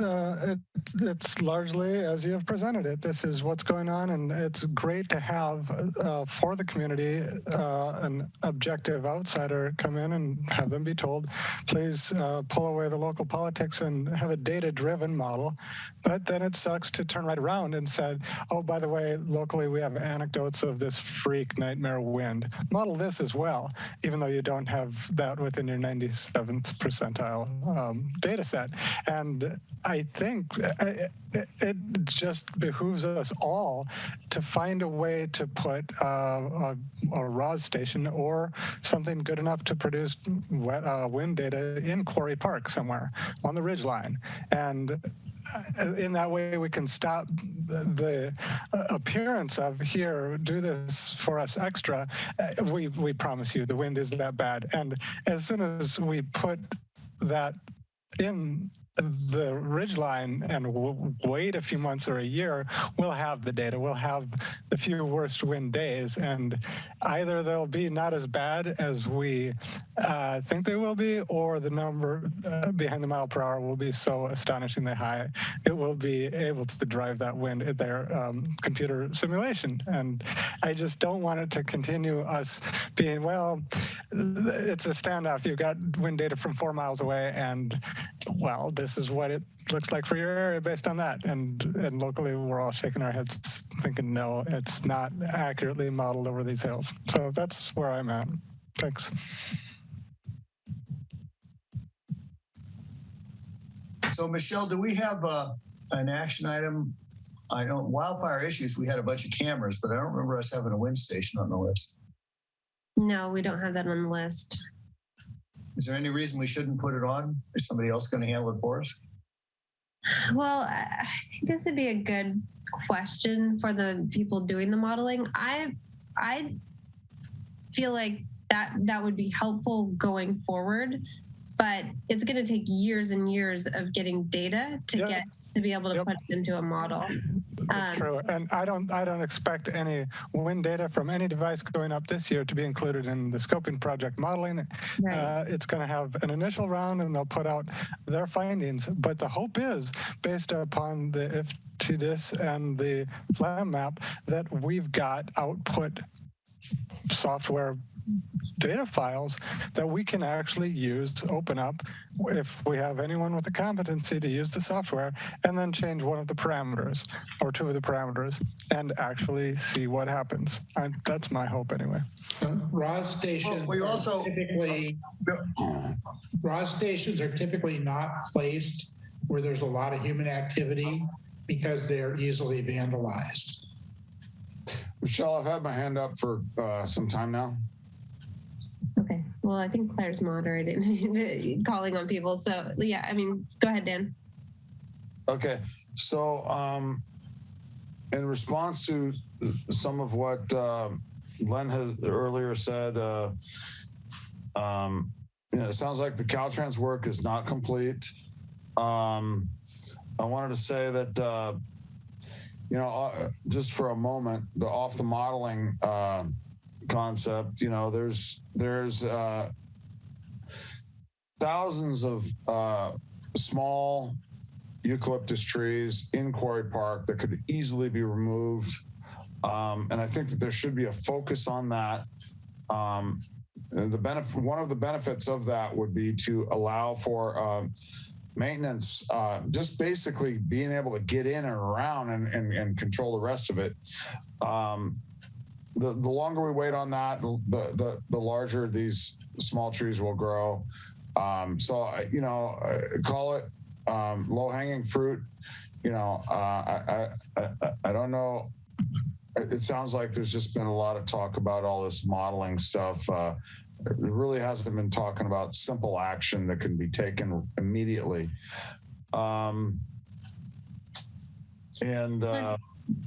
The thing about this project is that people can come and advocate for their specific areas of interest, but the model is not, it's agnostic in terms of the opinions that people have. So while there may be, low-hanging fruit, and there may be other areas that people think, and come and say, this is the most important thing to address. What this modeling project does is it looks at the data, and it just, it's going to take a look at all of the data. It's going to look at the wind speeds and the weather data and everything. And it's going to they're going to recommend discrete projects. And when they get to the point of taking the data and then coming to the recommendations, that's going to be where, they actually start to split up the work into different project sizes and what can be addressed in, with a smaller budget and what may be larger budget items. That's like the next phase of this project, but it's still going to all be really data driven, and I think that's an important part of it. Right. No, I get all of that. It's just that in 11 years that I've been on this council, I've witnessed so many studies that have just never come to fruition, and it's just all this money spent on studies, and nothing gets done. So I just wanted to highlight some of the easy stuff, if you'll allow me. And I think that some of these small eucalyptuses that are standing could easily be wood chipped in place and providing paths for maintenance to get in and control some of the new sprouts. Whatever. And then another thought. Dan, could I ask you once again to hold that thought and come back to it? Because what we're basically doing is updating what action has what things have been done with this whole scope of action. And Sheena has joined us now, and I'd like to turn it over to Sheena to see what she has to report. Yeah, as long as I have time at the end. It's just that all this takes time talking about. Go ahead. Okay, we'll come back. Sheena, are you ready to update us? Hi, Claire. And hi, everybody. I just logged in about 3 minutes ago, so Michelle was in the middle of presenting, so I don't know what she said, but she did share this slide with me previously. So this is for the latest mini meeting we had amongst the partners to do a deeper dive into the scoping project, and then overall in the scoping project, Michelle might have already said this, but I might be repeating it. Is that we are the data collection period has finished at the end of January. And now it is the fire risk assessment modeling and the development of the suite of actions. That's what the consultants are doing. So that's a little bit less like public viewing, like like the listening session, everything else was more in public because it's happening all behind the scenes. But that is in progress. I had a check-in with them earlier this week as well. That's progressing very nicely, and it will be shared with the partner team on March 22nd. Where we will all be reviewing the risk assessment in the suite of actions. And that's going to include, again, projects, vegetation management projects, and other actions that could be taken. And then the partner team will have approximately 2 weeks to review and provide feedback on the draft. And then the consultants will take it back and then finish it up. So that will be done by the end of April. We are still on track for that. And then we will have a public presentation in May for the results. Okay, thank you. Michelle, how do you want to do this? I think the next thing I would think we would do is to hear from Greg. Is that the next thing?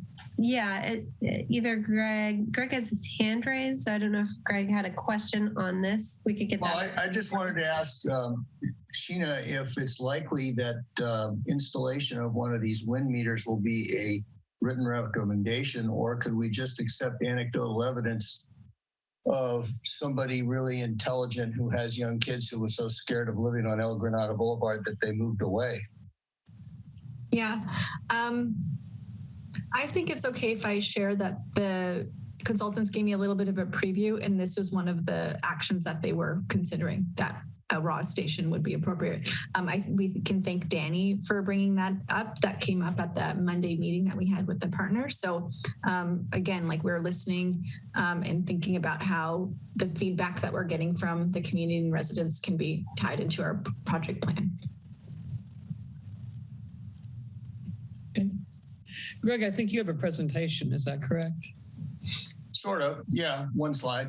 Yeah, let's move to that.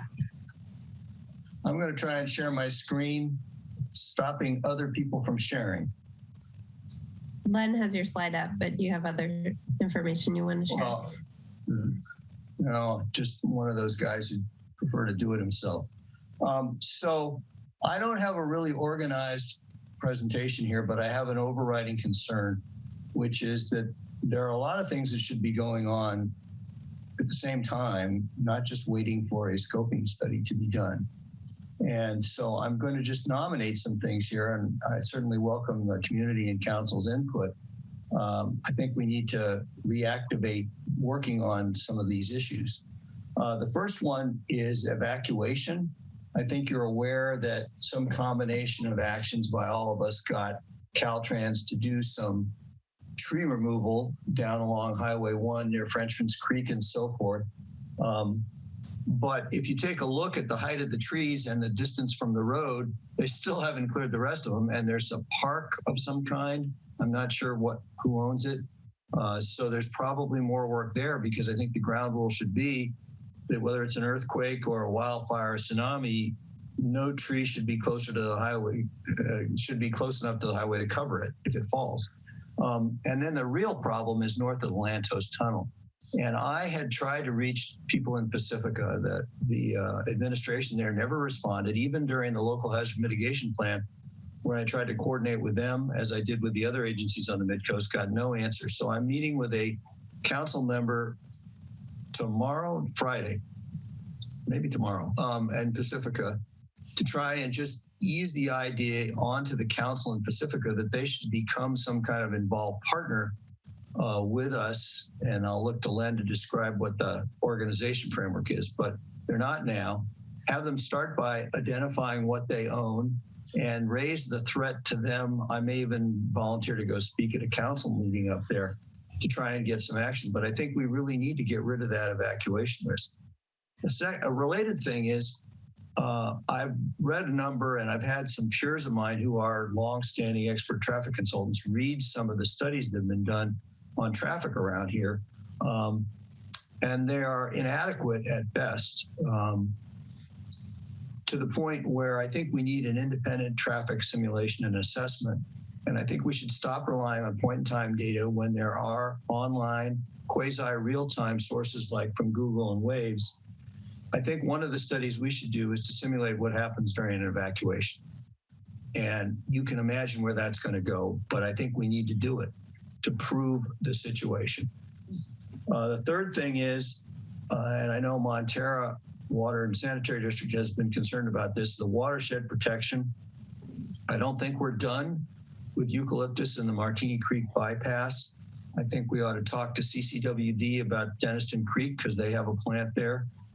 There may be a need for, beyond the El Granada scoping project, considering eucalyptus removal in these places. Then I also want to make sure we're going to consider the cumulative probability of disaster. This is something I brought up to Danny, I don't know, Danny, what, a month or 6 weeks ago? And some of the others of you have heard about it. It's just like earthquake forecasting. The probability in any given year is small, but if you start compounding year after year of something not happening, the odds go down, or the odds that it could happen go up a lot. And that's something I want to see us address when we evaluate the risks. And then finally, there's a concern about, I guess, who's in charge here, and Len has spoken to that, but what have we done about this?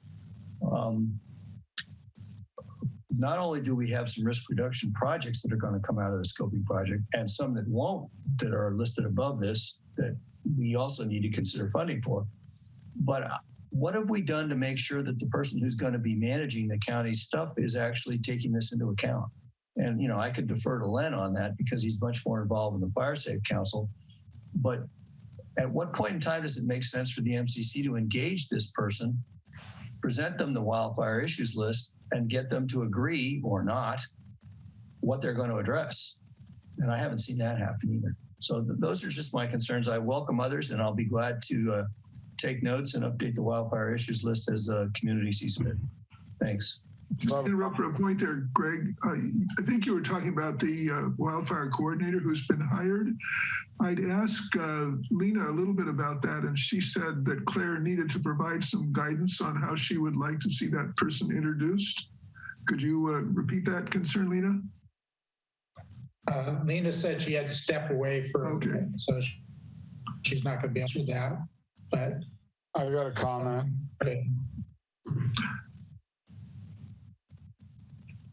Claire, you're on mute. Claire.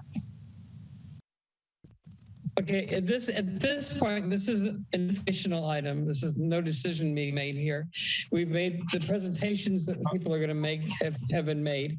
So I suggest that we go in order in which people raise their hand. Hold on. I got a response to Greg. Can you please allow me to have a response to Greg's? You can go first, Dan. Okay. So I wanted to say just shortly that Greg, you talked about contacts in Pacifica. I just wanted to let you know that I've talked to a lot of people in Pacifica, and they have great concerns. As far as I know, concerns with the Highway 1, the Ukes next to Highway 1 between the north portal of the tunnel and Linamar. A lot of people in the area are concerned. And as far as the property owners, I'm guessing that I'm pretty sure that Caltrans has a 50-yard right of way on either side. But beyond that, up in that hill, where most of the eucalyptuses are, that's complicated. I think it's multi-owner and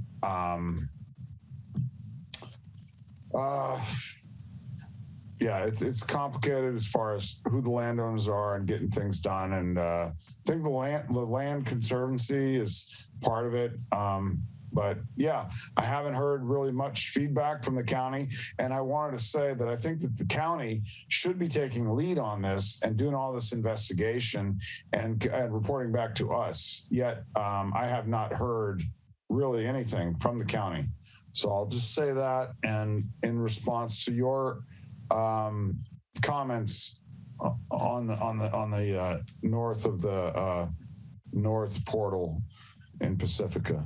And I'll stop there for now. I have other comments, but. Okay, we'll come back to them. Sid. Of course, now I already forgot what I was going to say. What? Did somebody say something? Before you go to the public, I had a clarifying. Okay. I'll back up. Okay, go ahead, Dave. Two things. Thank you.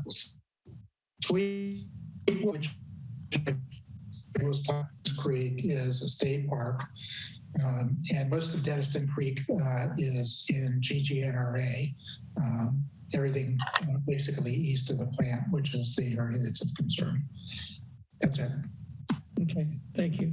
Thank you, Sid. You can go ahead. God, I thought of it. Now I forgot again.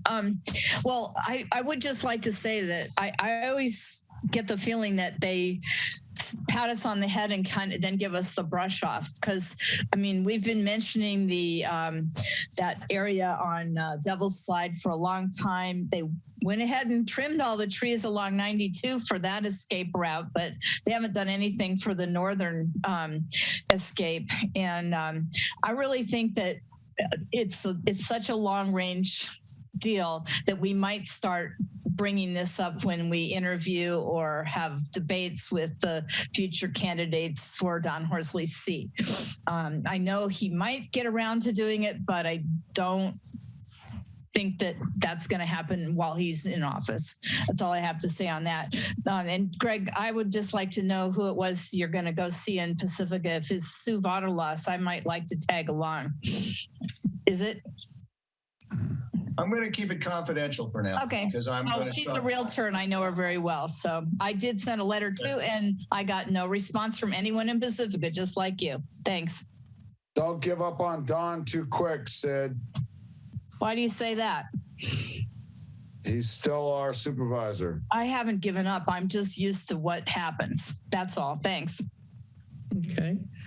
Are there any other hands raised? Anybody else that wants to speak? I know that Dan does. So go ahead, Dan. Okay, so there was talk about the scoping project videos and the meetings and all that, and I'd like to ask that. I'd like to request that somebody feel free to jump in to help me out, but basically a table of contents to the video. I think sometimes these are done where, they say, okay, this section from this time to this time, this part of the agenda is discussed, and then move on. This would allow community members to actually, better participate. So I think it's extremely valuable to the community of the Midcoast to be able to have some type of table of contents of the meetings, so that a member of the community, if they're interested in one portion of it, they can more easily go right into and hear the comments or the discussion or the decisions. So that's a request. I guess that would be directed towards Michelle and Sheena, maybe. At least bring it up at the meetings and have, hopefully it can get done for the benefit of the community. And then going back to Quarry Park, there are clearly many existing cypress trees and pine trees that are not able to really thrive. Why? Because they're surrounded by eucalyptus, and you know, this is another thing, whatever the long-term plan is for the park. I think energy should be taken to help basically remove, cut down, you know, these small eucalyptus that are, and maybe a large one here and there around some of the cypress trees that are currently in Quarry Park to allow them to kind of thrive. I think, you know, I'll say, what was it, 2 years ago or whatever, I advocated for a clear cut of just to solve the fire problem. Since then, my opinion has evolved, and I'd like to see it not clear cut. Some of the main trees saved. Definitely thin out the jungle. Absolutely thin out the jungle. Start with the low hanging fruit, the small eucalyptus trees, and make sure that there's maintenance paths to get in there.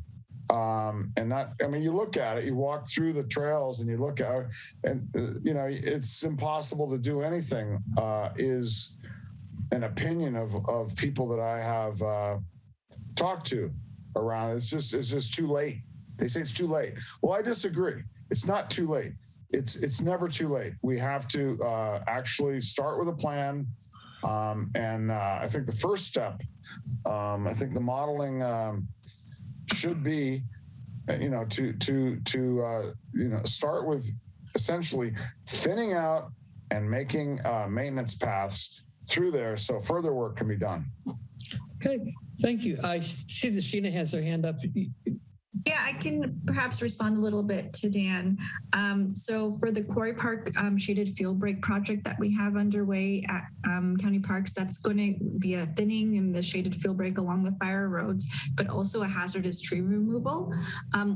I will be upfront. We do not have the budget to remove every single hazardous tree, but we are going to do our best to maximize it and remove trees that are between class 1 and class 4. So it will be a lot of the smaller trees, but we are going to also try to focus on some larger trees as well, like 40-inch diameter trees. So that might answer some of your questions. And then just a note on that, for some of your concerns, we just released our bid for contractors today, and I can put that link in the chat if anybody would like to have more details on the project and what exactly we're going to be asking for the contractors for that particular project in Quarry Park. Thank you. As Dan said, it's really good to get updates on these things. We try to have at least some update on this entire issue at each meeting. And that's why we put this item on the agenda, is to pull together some of the moving parts and just bring everybody up to date. So hopefully we've done that. I see that Sid wants to say something. I have a question for Sheena. Sheena, at the Board of Supervisors meeting, they mentioned that the RCD was changing its name and dropping the word county, but I didn't understand that, because I always find if I Google something and I write, even sometimes I write San Mateo County, blah, blah, blah, it comes up with a lot of San Mateo items. So it's confusing because it sounds like you're more associated with the city of San Mateo now. Do you know why they decided to do that? This little bit predates when I've joined. I joined about 2.5 years ago, but I know that San Mateo County RCD was the word county was dropped from our name a while ago in like our branding and logo. What you're bringing up is probably something that's like a legal dropping of the name. So I'm not as up to date on that. But the reason was that I do understand that there was some confusion that we are a department of the county, and we are not, right? We are our own local district. So that was one of the reasons. And then just like broadly speaking, there's 100 RCDs throughout the state, and they all have names. Sometimes they do follow the county name, sometimes they don't. And so we felt that this one was appropriate. That's my understanding of how the name is San Mateo RCD. Thank you. I'd like to end this item. I see that Dan has his hand up again. Can you make this fairly brief, Dan? And then we'll move on. Sheena, I don't know if you heard me. My request for any meetings to have some type of a table of contents to help the community. participate better and be able to find areas of the meeting that they are interested in quicker. So did you hear that? And do you have any ideas on that?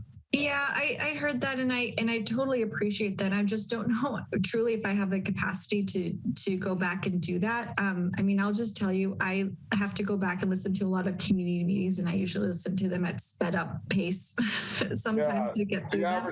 The average community member will not be able to do that. So I'm helping, asking for help.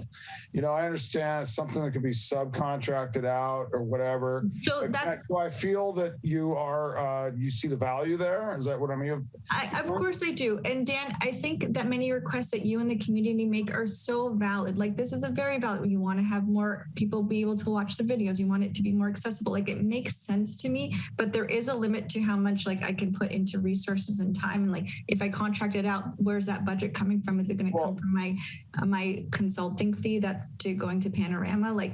Yeah, those are just some considerations. And then to your point, I will take that into mind, and for future things, if that's important, I will try to consider that for future ones. That's what I can tell you. Yeah, well, at least for future, Yeah, it's valid, but it's just it's a resource thing, and I think that there's a reality to that. Yeah, well, the Midcoast community is a resource, and they are important, and it's extremely important to have the Midcoast allowed to participate. You are always allowed to participate, and we have been doing that. Well, we've been working on that.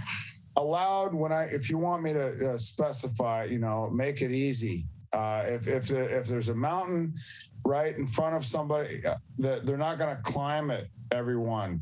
But if it's easy, they will participate. Okay, but I mean, I'm also showing up at these meetings, and I'm making myself available. I can drop my email again in the chat. You can call me again. Easy. Just it's easy to find.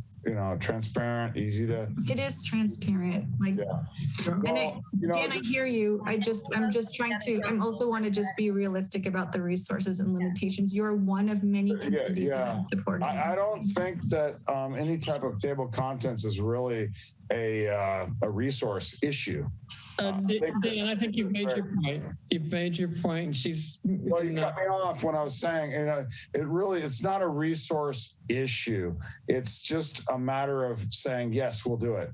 Well, that's a resource, actually. Someone has to do it. But it's so minor in today's day and age, to be able to kind of just. Dan, I have a big ask. I have one clarifying question for Dan. Dan, you're asking about links in the most recent minutes. I didn't say links. No, I said table of contents of the videos, so that if there's a long meeting about the wildfire updates, that just an average community member can navigate through. Right. A 3-hour meeting. Dan, that was what was in the minutes. So each area has the link directly to that in our video. Did you try that out? Where is this now?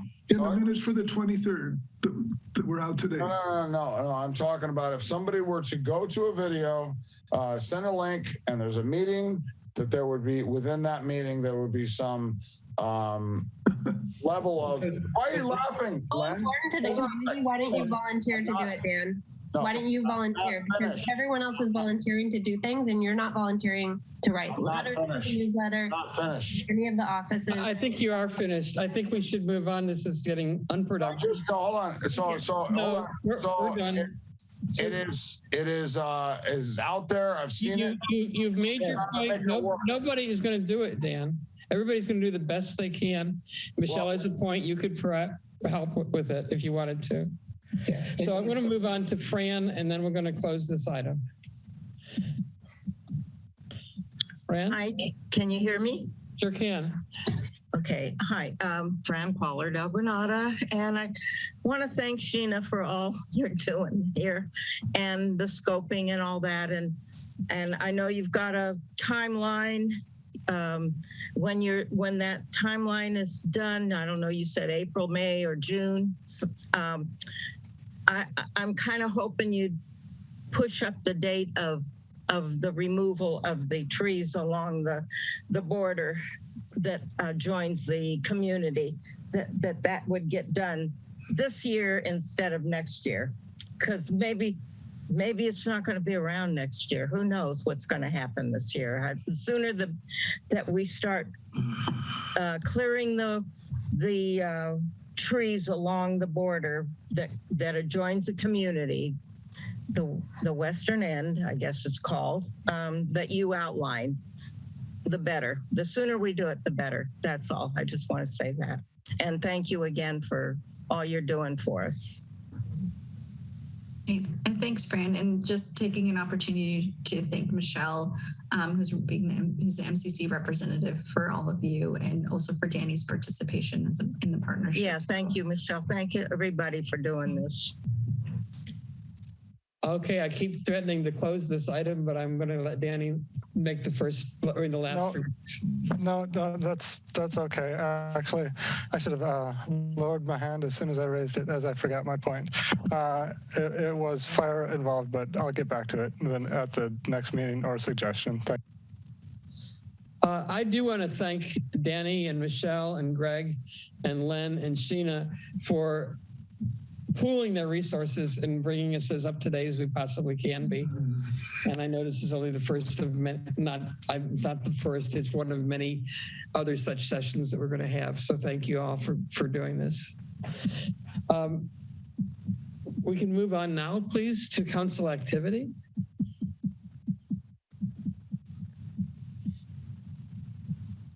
Does anybody have any activity they want to report? Yeah, I do.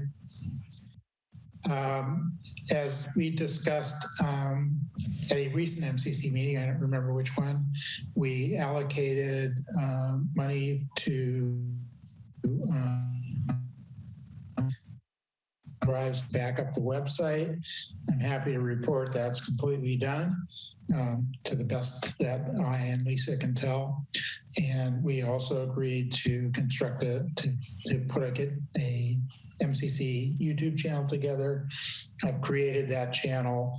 As a dummy, I put up one meeting video on it, and Greg will work on that. We're going to get together later this week so that he can be a moderator, put up videos on that. And what will be the purpose of that? What will be the purpose? For the videos, it's any video we want to put up that's not PCTV. In particular, we have an offer from Leonard Warren that was discussed at that same meeting. A lot of MCC videos that were VHS and DVD and are not available anywhere online. Well, I think that warrants a discussion on an agenda item. We did, Dan. We did have an agenda item on it, and we did discuss it and vote on it. In regards to the regulation, whatever that the MCC approves. I mean, you can't just post anything on an MCC labeled YouTube channel. No, of course not. We discussed it at the last meeting and approved that this specific content would be posted. Yes, and we already have policies on what can be posted on the website, and some of the ones apply to the YouTube channel.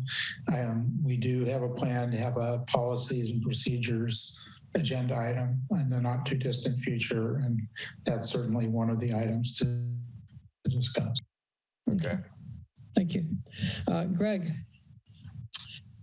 I think many of you know I've been concerned about the almost fatal sewer overflow on December 13th.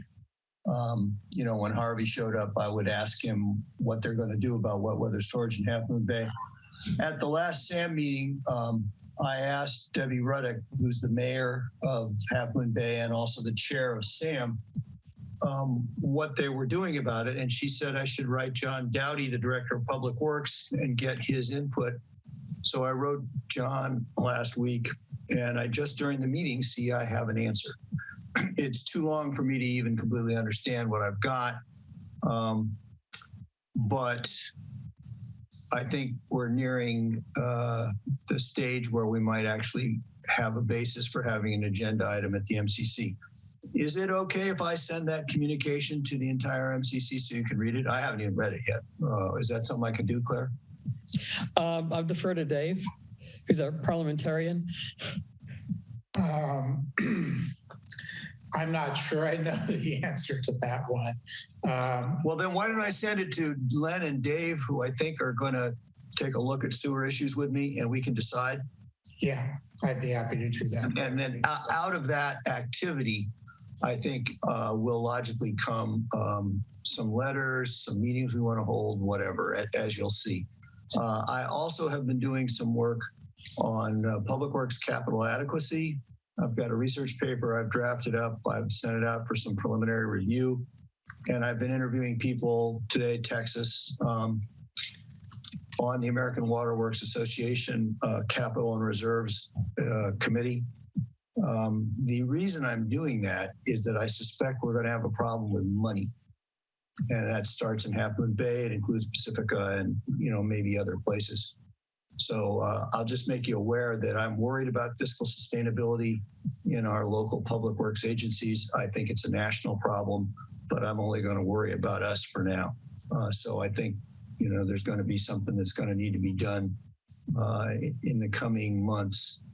And the Regional Water Quality Control Board has indicated some interest in helping get Half Moon Bay money as needed. And this is really our problem as well as theirs, because if they can't stop excessive inflows to the plant, then we're at risk too. So I think that's enough for me. Thanks. Thank you, Greg. Len. Claire and I have both noticed that the Virginia Avenue crosswalk rapid flashing beacon is sometimes hidden from drivers because of placement of signs. We contacted Caltrans about this, and they'll send a team out to review it with us on site. Okay, thank you. Moving on to future agendas. You saw in the agenda that was put out for today that we have several things scheduled coming up. Just let me review what they are really quickly and then ask for other suggestions. Next meeting, we have an item on MCC policies and procedures, answering some of the questions that have been brought up tonight as well as other times. On the 13th of April, the Half Moon Bay Airport operations people will be giving us a report. On the 27th of April, CDRC will be here, as well as Sustainable San Mateo, which is different from the Office of Sustainability. And on the 11th of May, we'll have a presentation of the Quarry Park Master Plan.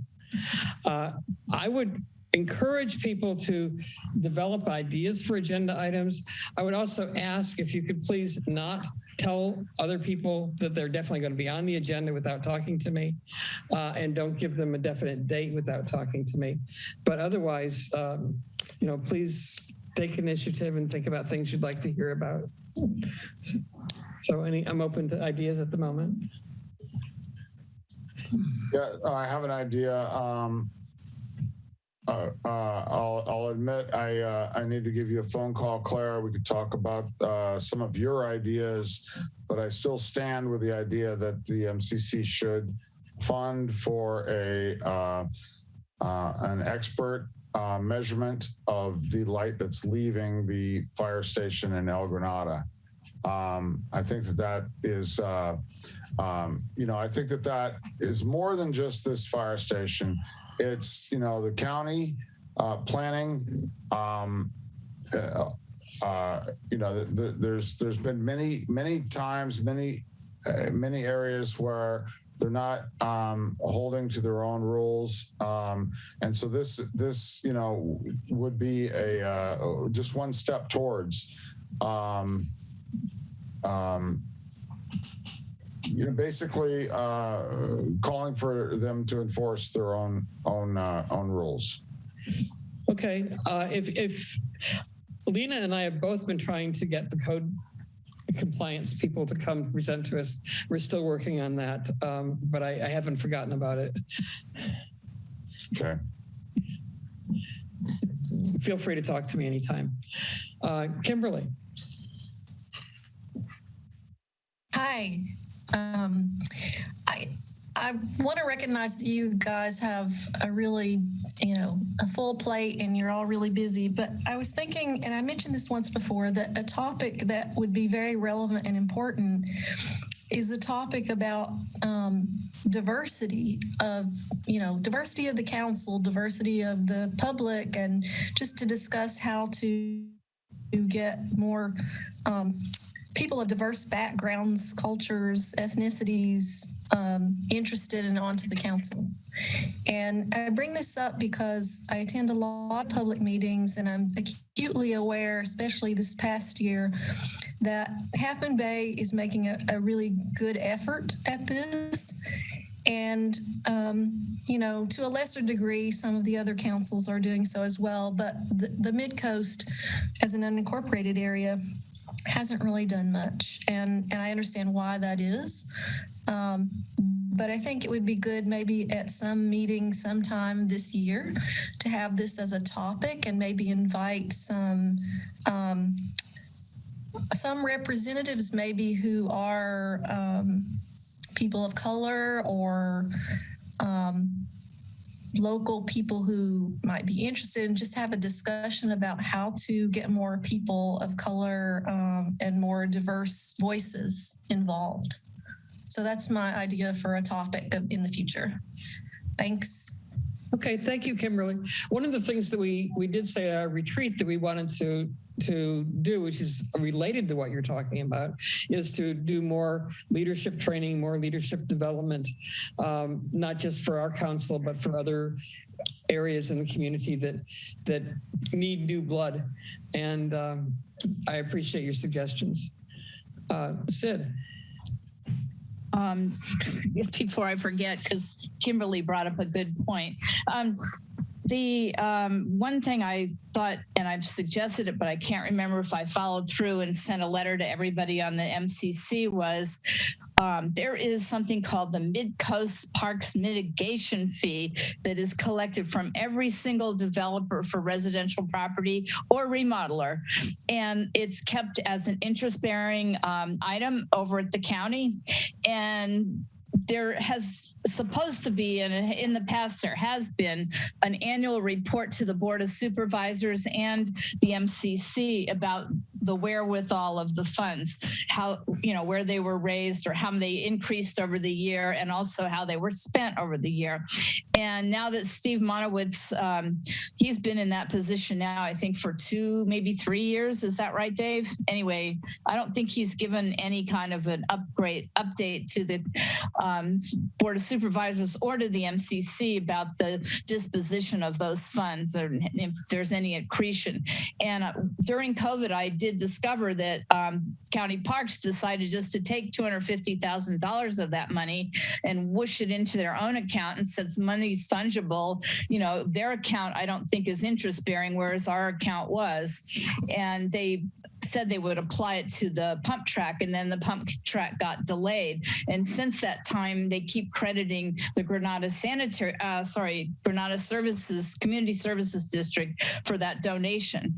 They keep saying they donated money towards the pump track. Well, that's fine, but meanwhile, now they have just bought this parcel in Moss Beach next to the Big Wave Wellness Center parcel. And I don't know if they're going to suddenly spend the rest of our money without even consulting us or what to build something there. I want you to look at the agenda and under the to be determined section. Oh, I'm sorry, I didn't look at it. I was just trying to listen in, and I heard people bringing up things, and that was something I did want to see. So sorry, I didn't go forward. Yeah, so it's what else is here, just to let you know, is the County Office of Sustainability, which we'll probably talk with at some point, the Mitigation Fund, which Lena and I are attempting to nail down, some of the lesser known disaster services, code compliance and hybrid meetings are all on what do you mean by disaster services? Well, the ones I specifically were talking to people about were ham radio and disaster aircraft services. So not CERT, in other words. Okay. No, some of the lesser known aspects of CERT, because I just thought that'd be interesting. Oh, I thought you meant like the the large animal rescue group and the. Oh, we could do that too, but that's. Okay, well, that's all right. Oh, those were all admirable topics. But thank you. Okay. Claire, anything else? Yeah. The retreat. Oh no, I'm sorry. It was not the retreat. It was the meeting that I missed, which I watched. Don Horsley came and said that he would be willing to fund or throw some money at some type of median a beautification or replanting or some kind of thought there. So I think that's an item for future topics, future agenda items to start. You know, I don't expect that we're going to have an answer or a direction after the first agenda item, but I think we can at least do a preliminary kind of throw out and have a discussion about that, about some ideas on that. Okay. As we started talking about that earlier, it's pretty clear that we do need to have more of a framework for that. So that sounds like a good idea. Okay, thank you. Mm-hmm. Can I ask a really quick question? Since we might be having parks or somebody talk to us about the off-leash dog new plan that they're appealing. And also, you know, maybe if they are buying that parcel and they're planning to put a community center there, maybe the MCC could have some kind of a idea of what does the community want? Because I know the Granada Community Services District has got their own plans for their own thing, but that's not going to include anybody in Moss Beach or Montera because we're not ratepayers for that project. So that's something I would like to bring up. Thanks. Okay. Lots of ideas. Are we ready to adjourn? I move we adjourn. Second. Lynn? I'd like to, can I just throw something out there? Some of the other, you know, councils, you know, they just ask us, you know, does everybody agree? You don't have to take a full vote, you know, just motion to adjourn, second. Does anybody object? It's done. Instead of doing every individual call out. I think it's a waste of time. It was required under the executive orders, and we haven't heard otherwise about AB 361. Claire, that would be something you could ask county council about. Okay. You guys all do a good job. Thank you. Good night. Thank you, Sid. So Len, would you please call the roll? He can't call it. He's on mute. We could all just mutely say we're ready to go. Yeah, we could all tell him what the answer is. He could hear us, but he can't call it. Okay, yes. Unmute himself. Len, I asked him to unmute. It looks like he's trying. There we go. Dan. Yes. Dave. Yes. Michelle. Yes. Greg. Aye. Claire. Yes. And me, 6-0, we're adjourned. Good night, everyone. Good night. Thank you. Okay,